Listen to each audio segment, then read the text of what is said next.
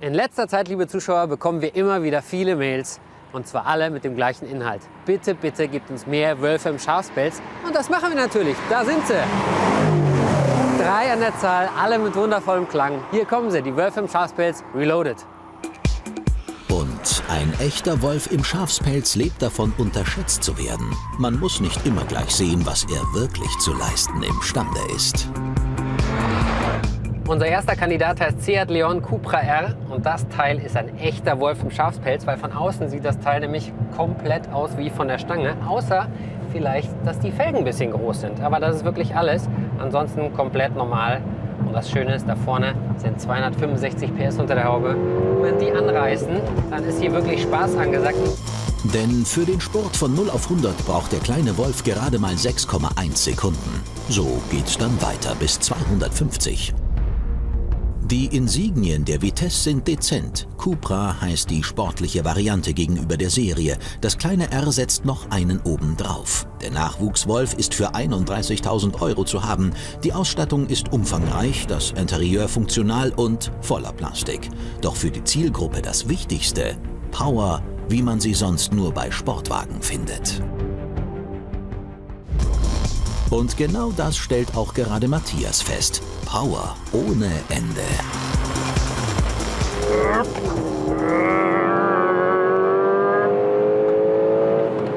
Er klingt so geil.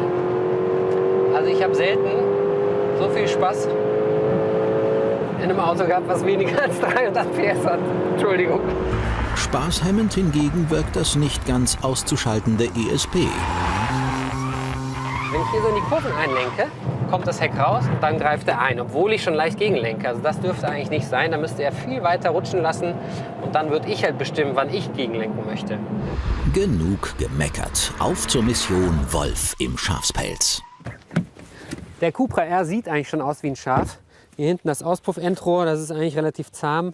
Sonst auch nichts, nur der Schriftzug. Den müssen wir abheben. Und dann fällt wirklich keinem mehr auf, dass das hier in irgendeiner Art und Weise sportlich sein könnte. So, und jetzt geht's ab auf den Born. Beute reißen.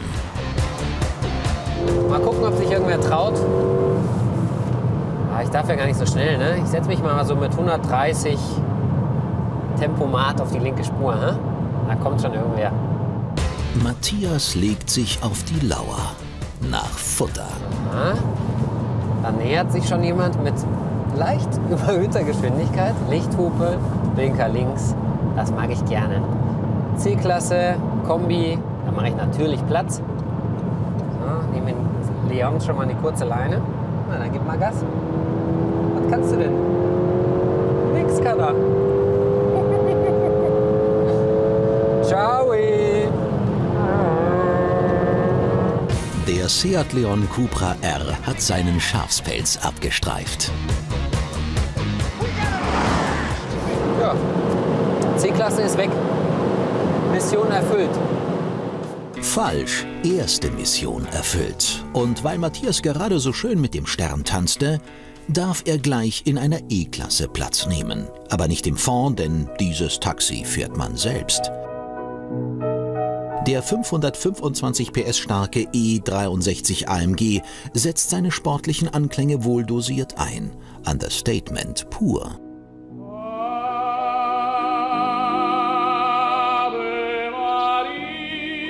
Der 100.000 € Traum bringt ein gewaltiges Drehmoment von 630 Newtonmeter an den Start. 4 Fahrmodi stehen bereit, um selbst zu entscheiden, wie viel Schaf in diesem V8 Wolf leben darf. Und das hier ist Kandidat 2, Rentnerkarre mit Stern. Und nicht nur die Außenfarbe ist grau, sondern auch die Haare der Besitzer, meistens zumindest. Bei dem ist es anders. Hier vorne steht was, 6,3. Und die Felgen, die sind auch von AMG. Und da hinten kommt das dicke Ende, E63 AMG. Noch Fragen? 525 PS.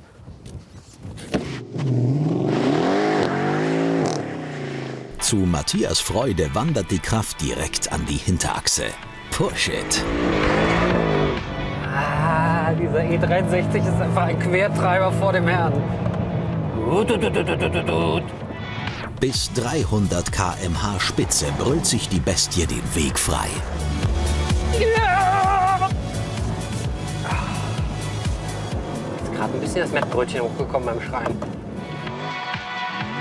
Mit diesem Auto kann man so geile, riesengroße Kreise ziehen. Oh, alles quer, die ganze Zeit, am Stück. Und auch einhändig geht auch. Und man kann sich dabei am Kinn kratzen. Bei Bedarf unterstützt eine ganze Armada an Fahrassistenten den Piloten. Wie gesagt, bei Bedarf. Also Driften ist natürlich das eine, aber diesen Mercedes kann man auch sehr, sehr präzise an so eine Kurve hinziehen. Im leichten Drift. Und wenn das ESP natürlich angeschaltet ist, dann fährt er noch ein bisschen geradliniger, weil die 525 PS an der Hinterachse, das will natürlich schon kontrolliert werden. Und so ein schönes kleines elektronisches Helferlein ist natürlich für den einen oder anderen Fahrer ein bisschen besser. Doch die wichtigste Frage muss Matthias noch beantworten. Wie zahm kann man den Kraftprotz für Außenstehende machen?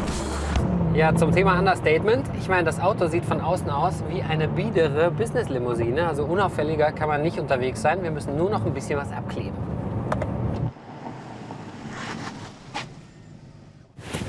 Beim 63er gibt es ein bisschen mehr zu tun, den zu tarnen. Wir fangen an natürlich mit silbernem Klebeband.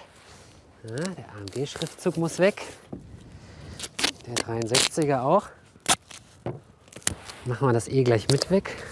Gut. Die Auspuffendrohre, die kann ich jetzt nicht abschrauben. Was wir aber haben ist, ich finde es geil, damit ich mich auch fühle wie ein Rentner, Holzkugel-Sitzauflage auf dem Fahrersitz, damit es schön gemütlich ist. Und ich glaube, Massage machen die auch noch so ein bisschen, ne? So, und jetzt wird es richtig authentisch. Obwohl nicht.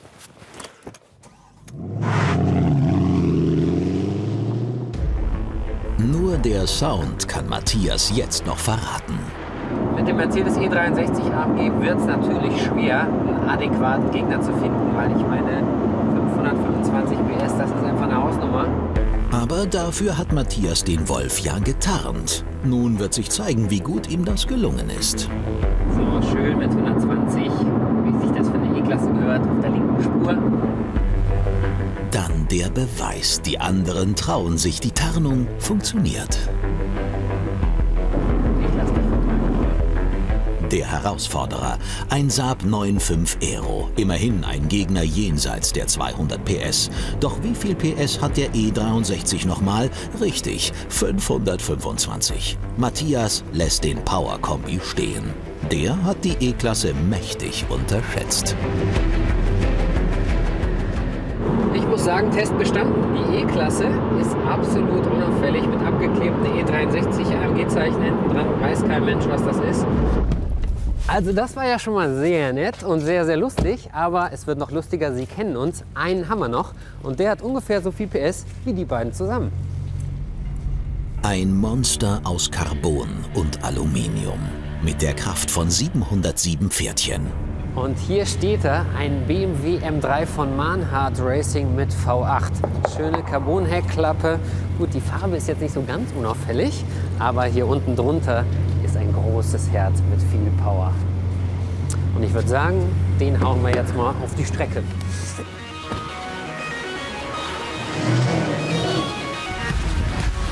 »707 PS, 340 km/h Spitze, von 0 auf 100 in 3,3 Sekunden. Für Sie sind das nur Zahlen? Dann hören Sie jetzt ganz genau hin.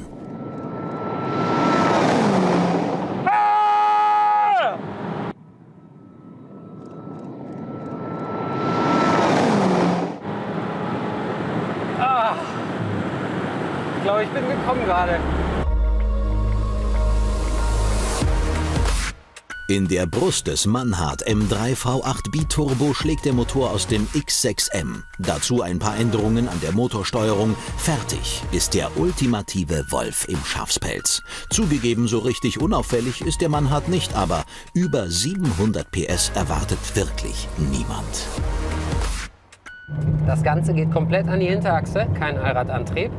Irgendwie hört sich das danach an, als ob man mit dem Teil driften könnte. Wir fahren 100 Stundenkilometer und dann tippe ich mal das Gaspedal an, okay? Gucken, was passiert. Genau das passiert, wohlgemerkt mit angetipptem Gaspedal. Man latscht auf das Gaspedal drauf und es bewegt sich nur der Tacho. Also wir fahren jetzt 50 und ich latsche mal drauf, ja? Gut, jetzt bewegen sich die Hinterachse. Böser Kollege. So, jetzt sind wir schon wieder bei 180. Haben Sie mal mitgezählt? Das waren, glaube ich, 5 Sekunden oder so. 230, 50 und das ist wirklich sowas von unspektakulär, weil man eben nichts hört vom Motor. Also der Motor ist extrem zurückhaltend. So, 270 und schon wieder 290. Der Motor ist extrem zurückhaltend, aber der Tacho geht.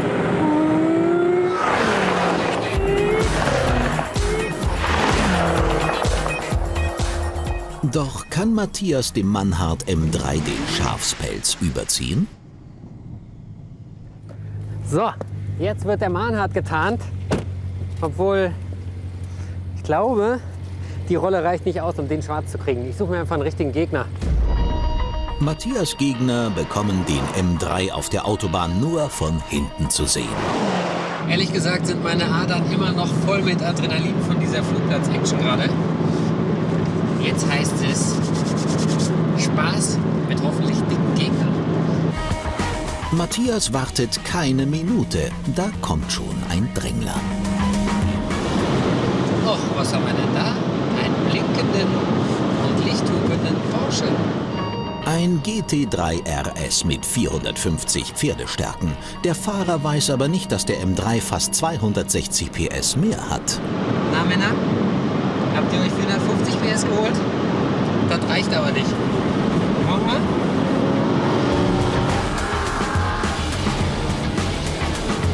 Spätestens jetzt werden die Porsche-Jungs einen Termin bei ihrem Händler vereinbaren. Vom M3 abgezogen und zwar nach Strich und Faden, kann doch nicht sein. Kann es mit den Wölfen im Schafspelz Reloaded. Und wer weiß, vielleicht taucht Matthias auch bald vor ihrem Auto auf.